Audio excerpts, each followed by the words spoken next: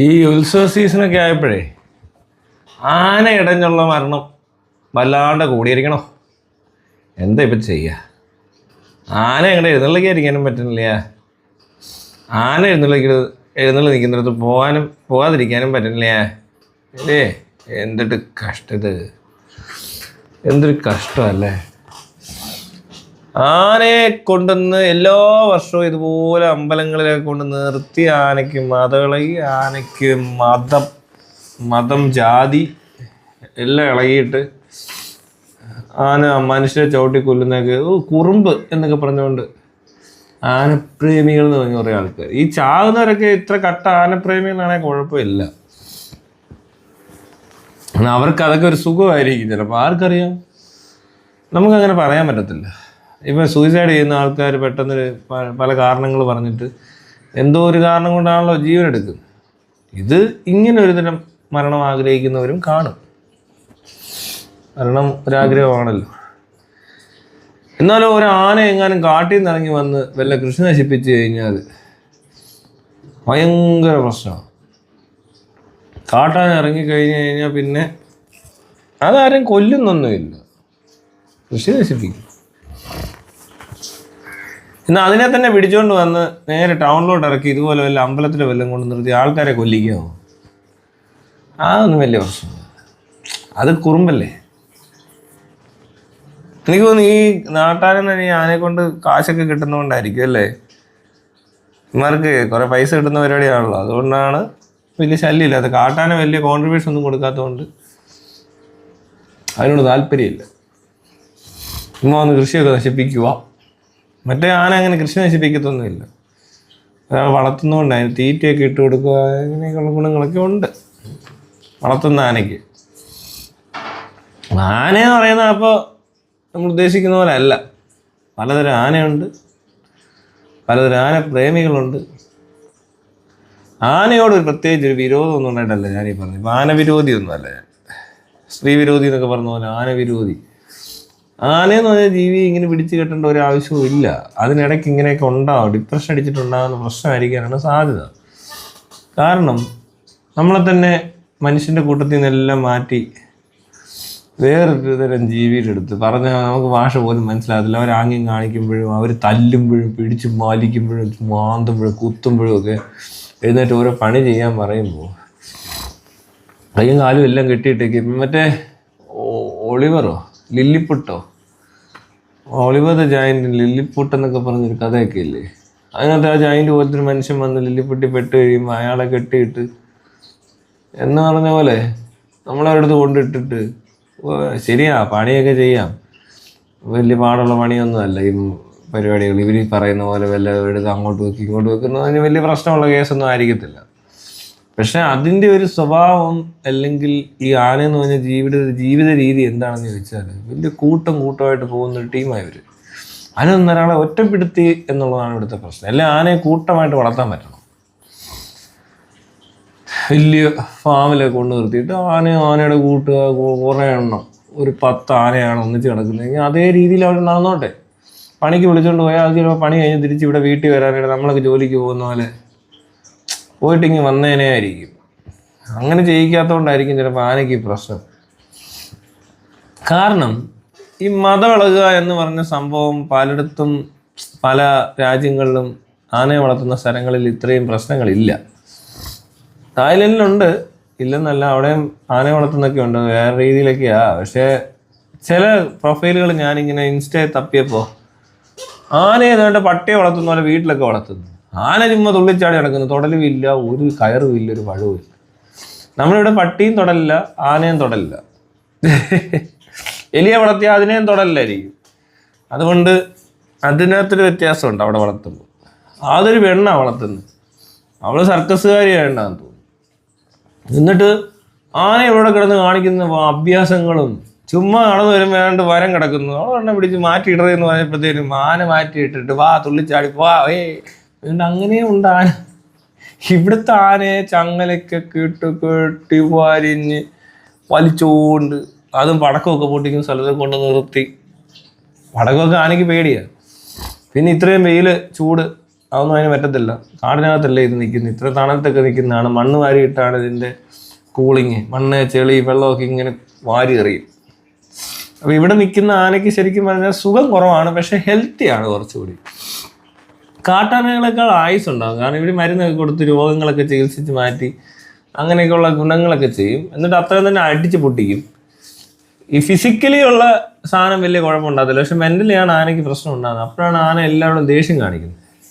അതിന് പെട്ടെന്ന് ഭ്രാന്തളകുമായിരിക്കും. അത് ഐലൻ്റ് ആകുന്ന ഈ കാണുന്നത്. അപ്പോഴത്തേന് പിന്നെ അടിച്ച് ഒതുക്കി അവിടെ ഇടും. പിന്നെ അത് നോർമലാകും പെട്ടെന്ന് ഇങ്ങനെ ഒരു ദിവസം. ഇപ്പോൾ ഗൾഫിലൊക്കെ ചിലടത്ത് പെട്ടുപോയ ആൾക്കാർക്ക് ഇത്തരം പ്രശ്നങ്ങൾ ഉണ്ടാകുന്നുണ്ടെന്ന് പറയുന്നത് കേട്ടു. ഇപ്പോൾ കാനഡയിലൊക്കെ ഒറ്റപ്പെട്ട് കഴിഞ്ഞപ്പോൾ മനസ്സിലായി കാണും ചിലർക്ക് ഒറ്റപ്പെട്ടിരിക്കരുത്. അവിടെ മലയാളി കമ്മ്യൂണിറ്റി ഉണ്ടെങ്കിലും വലിയ കാര്യമായിട്ട് അങ്ങോട്ടും ഇങ്ങോട്ടും ഇടപെടലില്ലല്ലോ. അപ്പോൾ ഒരു ഐസൊലേറ്റഡ് ഫീൽ വരും. അപ്പോൾ ഡിപ്രഷൻ അടിക്കും. അത് അങ്ങനെ ഒന്നിച്ച് നടന്നിട്ടുള്ളവർക്ക്. ഈ ഒറ്റയ്ക്ക് നടക്കുന്ന ജീവികൾക്കൊക്കെ ചിലപ്പോൾ ഇവിടെ ഈ മനുഷ്യരുടെ ഇടയിൽ വലിയ കുഴപ്പമൊന്നും കാണത്തില്ല. കൂട്ടമായിട്ട് നടക്കുന്നവർക്കാണ് ഈ പ്രശ്നം. ഇപ്പം പൂച്ചയൊന്നും അങ്ങനെ ആരുടെയും കൂടെ നടക്കത്തില്ല. പൂച്ച ഒരു കൂട്ടമായിട്ട് ഇങ്ങനെ വരുന്ന ആരെങ്കിലും കണ്ടിട്ടുണ്ടോ? അതുകൊണ്ട് അതുങ്ങളെ എടുത്ത് വളർത്തിയാൽ വലിയ കുഴപ്പമില്ല. അതുങ്ങൾ ഇൻഡിവിജ്വലിസ്റ്റിക് സൊസൈറ്റി ആഗ്രഹിക്കുന്ന മൃഗ വകുപ്പാണ്. അല്ല, മൃഗങ്ങളുടെ ഇടയിൽപ്പെട്ട ഇൻഡിവിജ്വലിസ്റ്റിക് സൊസൈറ്റിയിൽ തൽപര കക്ഷികളായ ചില ഇനങ്ങളിൽപ്പെട്ട മൃഗങ്ങളാണ് പൂച്ച, പട്ടി.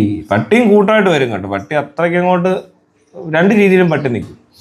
പട്ടി അങ്ങനെ കൂട്ടം വേണമെന്നില്ല, നിർബന്ധമൊന്നുമില്ല. സിംഹം അങ്ങനല്ല. സിംഹത്തിനുണ്ടൊരു കുടുംബം, ആനയ്ക്കുണ്ടൊരു കുടുംബം, ആടിനുണ്ടൊരു കുടുംബം, പോത്തിനുണ്ടൊരു കുടുംബം, പശുവിനുണ്ടൊരു കുടുംബം. അങ്ങനെയുള്ള ജീവികളാണ്. കോഴിക്കുണ്ടൊരു കുടുംബം. കോഴിക്ക് കുടുംബമില്ല. കുടുംബത്തിൽ പറക്കാത്തവന്മാരുടെ ഒരു ഏരിയയായി കോഴി. അതുകൊണ്ടാണ് ഈ കോഴിയെ കോഴിയെന്ന് വിളിക്കുന്നത്. കോഴിയെ കണ്ടിട്ടില്ലേ? എവിടെയോ ഇങ്ങനെ നടക്കുക, ചുമ്മാ പണ്ണി. രാവിലെ എഴുന്നേറ്റ് കോഴി കൂവും,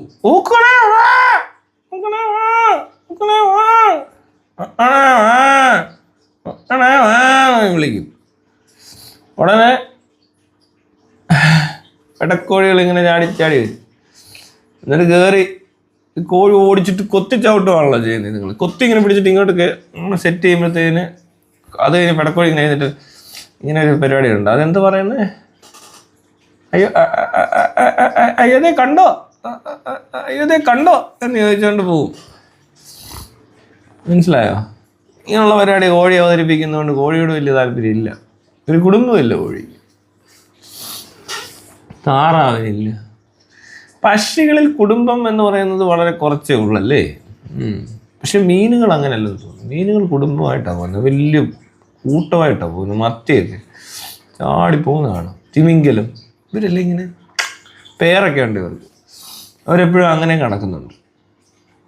അപ്പം അതുകൊണ്ട് ഈ ആനയെ പിടിച്ച് ഇങ്ങനെ നിർത്തി കഴിഞ്ഞാൽ ഇടയ്ക്ക് അതിന് ദേഷ്യം കയറും. അപ്പോൾ ആ ചുറ്റും നിൽക്കുന്നവരെല്ലാം എടുത്തിട്ട് അടിക്കും. അത് കുത്തിമറിക്കുകയോ ഇടിക്കുകയൊക്കെ ചെയ്ത് കഴിഞ്ഞാൽ ഒന്നാമത് വലിയ ജീവിയാണ്, വലിയ അപകടങ്ങളുണ്ടാവും. ഈ പട്ടിക്കും പൂച്ചയ്ക്കും ഒക്കെ ഈ പ്രശ്നമുണ്ടെന്ന്. പൂച്ചയ്ക്ക് ഇടയ്ക്ക് ദേഷ്യം കെട്ടി എന്തെങ്കിലുമൊക്കെ തല്ലി പൊട്ടിക്കുകയൊക്കെ ചെയ്യുന്നുണ്ട്. ഇടയ്ക്ക് ഭ്രാന്തളകി വരും. പട്ടിക്കാണെങ്കിലും ദേഷ്യം കയറിക്കാൻ ചിലപ്പോൾ ഒരു കമ്മക്ക് കിട്ടും. പക്ഷെ അതുപോലെയാണ് ആന പിടിച്ചൊരൊറ്റ ഇങ്ങനെ അടിയടിച്ച് കഴിഞ്ഞാൽ ആന അയ്യോ ഇവനെന്ത് ഇത്രേ ഉള്ളാന്ന് അയ്യോ പോയി എന്ന് പറഞ്ഞുകൊണ്ടിരിക്കുന്ന സീനൊക്കെ കാണുന്നു. അതിനിടയിൽ ഇതിനെ പിടിച്ച് ഇത്രയും ചൂടുള്ള സ്ഥലത്ത് കാലാണേലും അതിന് ഭയങ്കരമായിട്ട് ആറെ കൂടെ നടക്കാൻ പറ്റത്തില്ല. കാത്ത് പൊട്ടി അതിൻ്റെ വേദന വേറെ, ഫിസിക്കൽ പെയിനും മെൻ്റൽ പെയിനും സ്ട്രെസ്സും ഒന്നും ഹാൻഡിൽ ചെയ്യാൻ പറ്റാത്ത ഒരു പ്രത്യേക സിറ്റുവേഷനിൽ എത്തുമ്പോൾ ആനയ്ക്ക് മതം ഇളകി എന്നാണ് പറയുന്നത്. ശരിക്കും പറഞ്ഞാൽ ഈ മനുഷ്യനാണ് മതം ഇളകി നിൽക്കുന്നത്. മതഭ്രാന്തന്മാരെല്ലാം കൂടെ കൂടിയ ഈ പരിപാടി അവതരിപ്പിക്കുന്നത്. കാട്ടിലെ കൊണ്ട് കൂപ്പിലൊക്കെ തടി വലിക്കുന്നത് ആനയ്ക്കൊന്നും ഇത്രയും പ്രശ്നം ഉണ്ടാകത്തില്ല. അതൊന്നും കാട്ടിലാണെന്നെങ്കിലും പറയാം. അതിന് ക്ലൈമറ്റിക് കണ്ടീഷൻസും കാലിനുള്ള പ്രശ്നങ്ങൾ അങ്ങനെ ശാരീരിക അസ്വാസ്ഥ്യങ്ങൾ കുറവായിരിക്കും. കാട്ടിൽ നിന്ന് തടിയൊക്കെ വലിക്കും. അതിന് തടി വലിക്കാനൊന്നും വലിയ പാടൊന്നും കാണത്തില്ല. മുട്ടിന് ആരോഗ്യമുള്ള ഒരു ജീവിയല്ല. ആനയ്ക്ക് ഇതൊക്കെ എന്ത്? പിന്നെ ഒരെണ്ണത്തിനെ കൊണ്ട് വലിക്കാൻ പറ്റുന്നത് എന്താണെന്ന് വലിക്കാൻ പറ്റത്തുള്ളൂ. അതതിൻ്റെ മാക്സിമം വലിക്കും. അത് മൃഗങ്ങൾ പണിയെടുക്കുന്നത് കണ്ടാൽ മനസ്സിലാവും. അത് മൃഗങ്ങൾക്ക് അങ്ങനെയൊന്നും ഇല്ല. അതിന് പറ്റുന്നത്ര അത് ചെയ്യാന്നുള്ളതൊക്കെ ഉള്ളൂ അതിൻ്റെ ഒരു രീതി. പുലിയൊക്കെ കടിക്കാൻ ഓടിക്കുമ്പോൾ ബഫലോസ് ഒക്കെ ഓടുന്ന കണ്ടല്ലേ, buffalo soldier in the heart of America നമ്മൾ ഓടും. അപ്പോൾ ആ മ്യൂസിക്കൊക്കെയാണ് ബഫലോയുടെ ഉള്ളിൽ. Fighting four survival, fighting on arrival in the heart of America. പുലി കുറേ ഓടുക എന്നല്ലേ. അപ്പോൾ ബഫലോ സോൾജർ ബഫലോ അങ്ങനെയൊക്കെയാണ് കാട്ടി നടക്കുന്ന പരിപാടികൾ. അപ്പം അതുകൊണ്ട് പണിയെടുക്കുന്ന രീതി വെച്ച് നോക്കുമ്പോൾ ഇത് വലിയ പണിയൊന്നും അല്ല ഇവർക്ക്. കാട്ടി ജീവിക്കുമ്പോൾ ഇതിൽ കൂടുതൽ പണിയെടുക്കേണ്ടി വന്നിട്ടുണ്ടെന്ന് പാന പലപ്പോഴും ചിന്തിക്കുന്നതായിട്ട് എനിക്ക് തോന്നിയിട്ടുണ്ട്. പിന്നെ ഇവിടെ ഉള്ളവർ കാണുന്ന പോലെ നമ്മളൊക്കെ വിചാരിക്കുന്ന പോലെ ആനയെ ഇങ്ങനെ അങ്ങോട്ട് നെറ്റിപ്പട്ടവും മറ്റേ വെഞ്ചാമരവും മണ്ടയ്ക്ക് 2-3 പേരും കുറേ ബഹളമൊക്കെ അങ്ങോട്ട് കാണിക്കുന്ന കണ്ടാൽ അവർക്കും ആന അങ്ങ് അഭിമാനിക്കുക. ഇവരുടെ ഒരു വിചാരം ആനയ്ക്ക് ഇതൊക്കെ കണ്ട് വലിയ അഭിമാനമാണ്. അമ്പലത്തിൽ പോയി എഴുന്നള്ളിയല്ലോ എന്ന് പറഞ്ഞ് ആന ഇങ്ങനെ ഞെളിഞ്ഞ് നിൽക്കുക എന്നുള്ളൊരു ധാരണയും കൂടെ ചിലർക്കുണ്ട്. അവരുടെ വിചാരം ഇവിടെ കൊണ്ട് നിർത്തുമ്പോൾ ആനയ്ക്കായിട്ട് കിട്ടുന്നുണ്ട്, ഇവനൊക്കെ കിട്ടുന്ന പോലത്തെ എന്തോ നിർവൃതി ആനയ്ക്കുണ്ടെന്ന്. ആന ഇപ്പോൾ സെൽഫിയൊക്കെ എടുത്ത് കാട്ടിലോട്ട് അയച്ച് കാണും കുടുംബത്തിലോട്ടൊക്കെ. ഗൾഫിലൊക്കെ എത്തിയ ചില അല്ലെ UK US കഴിയുമ്പോൾ നമ്മുടെ ആൾക്കാർ തങ്കൻ ചേട്ടൻ രണ്ടി എന്ന് പറഞ്ഞുകൊണ്ട് മറ്റേ പബ്ബിൽ കിടന്ന് തുള്ളുന്ന പോലെ ആന അമ്പലത്തിൽ വന്നിട്ട് ഏതെങ്കിലും ദേവീൻ്റെ അണ്ടി എന്ന് പറഞ്ഞുകൊണ്ട് തുള്ളുന്ന വീഡിയോ ഒക്കെ അയച്ചു കൊടുക്കുന്നുണ്ടെന്നാണ് ഇമാരുടെ വിചാരം. പക്ഷേ അങ്ങനെയൊന്നും സംഭവിക്കുന്നില്ല. പിന്നെ ഈ വണ്ടിയിലൊക്കെ കയറ്റി കൊണ്ടുപോകുമ്പോൾ ആന അങ്ങ് ഭയങ്കര പ്രൗഡാവും. ഓ എന്നതേ വണ്ടിയിലൊക്കെ കൊണ്ടുപോവാ, കണ്ടോ ഒന്ന് കാട്ടിട്ടിരിക്കുന്ന ആനകളോ അവനങ്ങ് രക്ഷപ്പെട്ടു പോയി. ഇപ്പൊ വലിയ നിലയിലാണ് വണ്ടിയിലൊക്കെ യാത്ര, അമ്പലത്തിലൊക്കെ ഉത്സവം, നെറ്റിപ്പട്ടമൊക്കെ കണ്ടില്ലേ, കാലിലൊക്കെ ചെയിനൊക്കെ കെട്ടി വൻ സീൻ, ചുറ്റും ആളെ കുളിപ്പിക്കാൻ ആളെ വായിക്കൊണ്ട് തീറ്റി കൊടുക്കുന്നു. ഇതൊക്കെ കാണുമ്പോൾ നമ്മുടെ വിചാരം എന്തുവാ, ആനയെ അങ്ങ് സഹിക്കുക എന്ന. ആനയ്ക്ക് അത്ര സുഖമുള്ള പരിപാടിയൊന്നും അല്ല. ആന പക്ഷെ ഇണങ്ങും. ആന നല്ല രീതിയിൽ ഇടപെടുന്ന ഒരു ആനയാണ്. അപ്പോൾ ആന ഇമോഷണൽ ജീവിയാണ്. ആനയ്ക്ക് ഇമോഷൻസ് ഒക്കെ ഭയങ്കരമാണ്. അത് തന്നെ അതിനകത്തൊരു രസം. ഇത്രയും കൂട്ടം കൂടി നിൽക്കുന്ന ആ ഇമോഷനെ മനസ്സിലാക്കാതെ, ആ കൂട്ടത്തിനൊരു ഇമോഷൻ ഉണ്ട്, മനസ്സിലായില്ലേ, അത് മനസ്സിലാക്കാതെ അതിനെ പിടിച്ച് അത്രയും ഇമോഷണലി ടോർച്ചർ ചെയ്യുന്ന ഒരു പരിപാടിയാണ് നടത്തുന്നതെന്നുള്ള ബോധമില്ലാത്ത മനുഷ്യർ. എന്നാൽ ഈ മനുഷ്യർക്ക് ഭയങ്കര ഇമോഷനാണ് ഇതുമായിട്ട്. അതാണ് വേറെ രസം. ഇതിന് ഭയങ്കര ഇമോഷണലാവും ഇതൊക്കെ കേട്ട് കഴിഞ്ഞാൽ. തീരെ ബുദ്ധിയില്ലായ്മയാണ് ഇതിൻ്റെ പ്രശ്നം. അറിവില്ലായ്മയുണ്ട്, പിന്നെ ഭയങ്കരമായ സ്വാർത്ഥതയും ബോധമില്ലായ്മയും. സ്വാർത്ഥത മെയിൻ. ഈ റിലീജിയനായിട്ട് ബന്ധപ്പെട്ട് ദൈവമായിട്ട് ബന്ധപ്പെട്ട് എന്ത് പരിപാടി ഉണ്ടോ അവിടെ മനുഷ്യനെ ഈ മറ്റുള്ളവരെ ഒന്നും കൺസിഡർ ചെയ്യാതൊക്കെ ചിന്തിക്കുന്നത് ഈ ഒരൊറ്റൊരു വികാരമാണ്, സ്വാർത്ഥത. ആദ്യം സ്വാർത്ഥനായി കഴിഞ്ഞാൽ പിന്നെ നമുക്ക് ആനയെ പറ്റി അറിഞ്ഞാലും ആരെങ്കിലും പറഞ്ഞത് കേട്ടാലോ ഇനി അത് മനസ്സിലായെങ്കിൽ പോലും എൻ്റെ സന്തോഷത്തിനേക്കാൾ വലുതാക്കാൻ നമ്മൾക്ക് താല്പര്യമില്ല. ആനയുടെ സന്തോഷം നമുക്ക് ഇഷ്ടമില്ല. ആനയുടെ നല്ല ആരുടെയും പ്രശ്നമല്ലെന്നേ. അതൊരു വിശ്വാസിയുടെ ഒരു പ്രത്യേകത. വിശ്വാസ ജീവിതം എന്ന് പറയുന്നത് അതാണ്. അപ്പം ഇവിടെ അത് നടക്കും. തടി പിടിപ്പിക്കുന്ന പരിപാടി വേറെ, അത് സ്വാർത്ഥതയാണ്, ഭയങ്കരമായ സ്വാർത്ഥത തന്നെയാണ്. നമുക്ക് അത്രയും കാശുണ്ടാക്കണം, അതിന് മൃഗത്തെ ഉപയോഗിക്കും. മനുഷ്യൻ്റെ മൊത്തത്തിൽ ആവശ്യമായിരുന്നു ഒരു കാലത്ത്, പക്ഷെ ഇപ്പം അത്ര ആവശ്യമില്ല. ഇപ്പം ക്രെയിന്, JCB ഇങ്ങനെയുള്ള പരിപാടിയൊക്കെ വന്നേ പിന്നെ വികസിത രാജ്യങ്ങളിലൊന്നും ആനയൊന്നും ഉപയോഗിക്കുന്നില്ല. അവിടെ ഒന്നും ഇപ്പം ആനയൊന്നും വലിയ നിർബന്ധമൊന്നുമില്ല. ആന ദൈവവും അല്ലേ, ആന ഭയങ്കര സംഭവമൊന്നുമല്ല. ആനയൊക്കെ കാട്ടിലെവിടെ ഉണ്ട്, ഇവർ പോയി കാണുകയൊക്കെ ചെയ്യും. ജംഗിൾ സഫാരിയൊക്കെ നടത്തി അവർ പോയി കാണും ആനയൊക്കെ.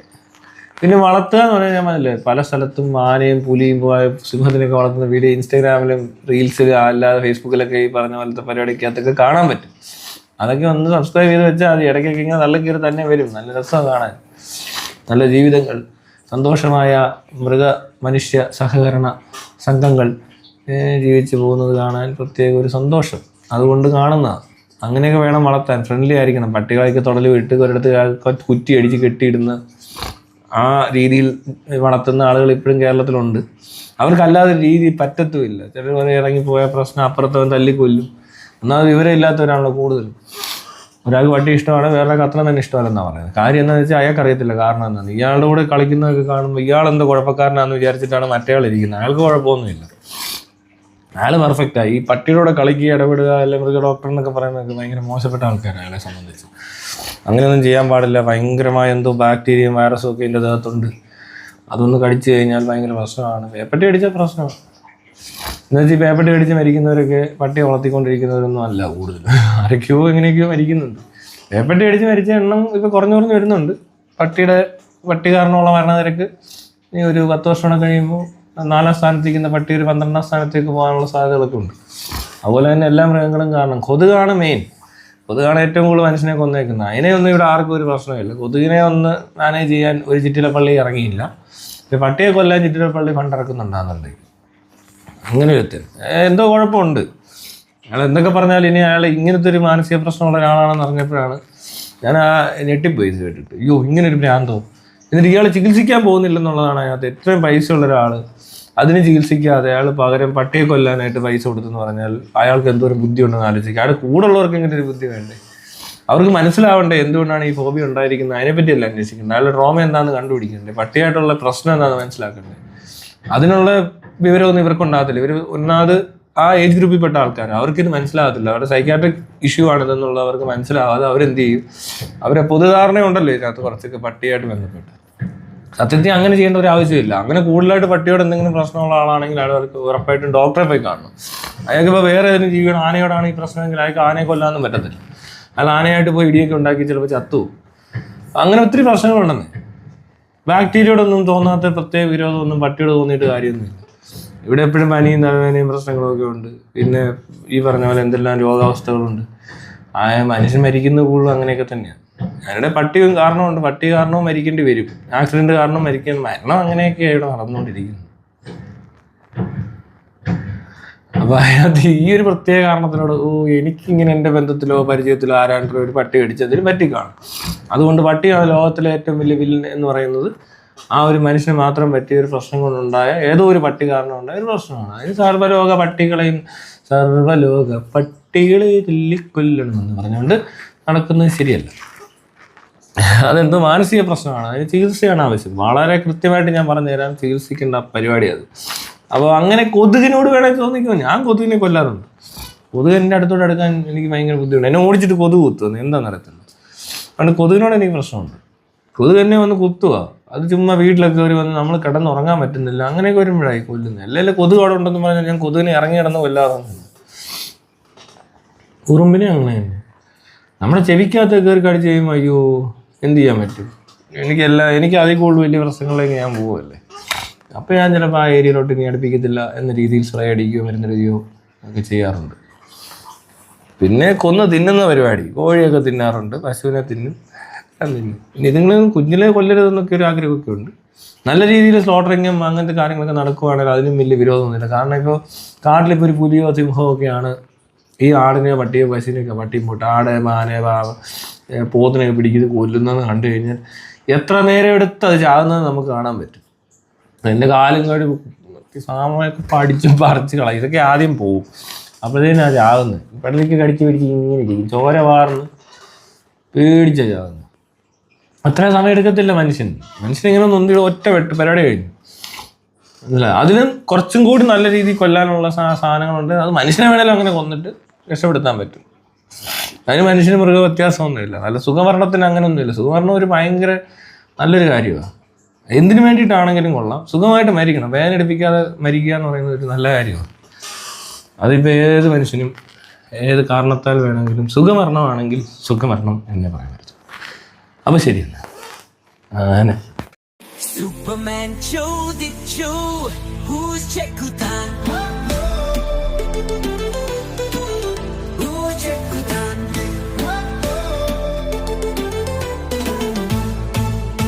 Spider-Man ചോദിച്ചു who's ചെക്കുത്താൻ Batman ചോദിച്ചു who's ചെക്കുത്താൻ Hulk ചോദിച്ചു who's ചെക്കുത്താൻ ചെക്കുത്താൻ ചെക്കുത്താൻ ചെക്കുത്താൻ ചെക്കുത്താൻ hero of the world, hero of superheroes. Universe'inde രക്ഷകൻ almighty ചെക്കുത്താൻ ഭൂമി നിലനിൽക്കുന്നതു ചെക്കുത്താന്റെ power. Most powerful power of sun, the solar power ചെക്കുത്താൻ ചെക്കുത്താൻ ചെക്കുത്താൻ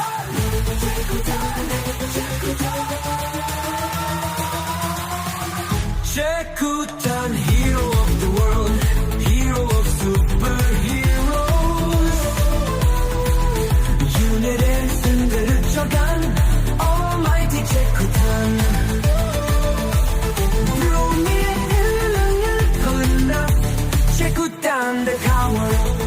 Power, we're powerful. Power of sun. The solar power Chekutan. New Spider-Man. Parandu. Batman Parandu. Parandu. Dragunku Parandu. Chekutan Ogaraksharkan.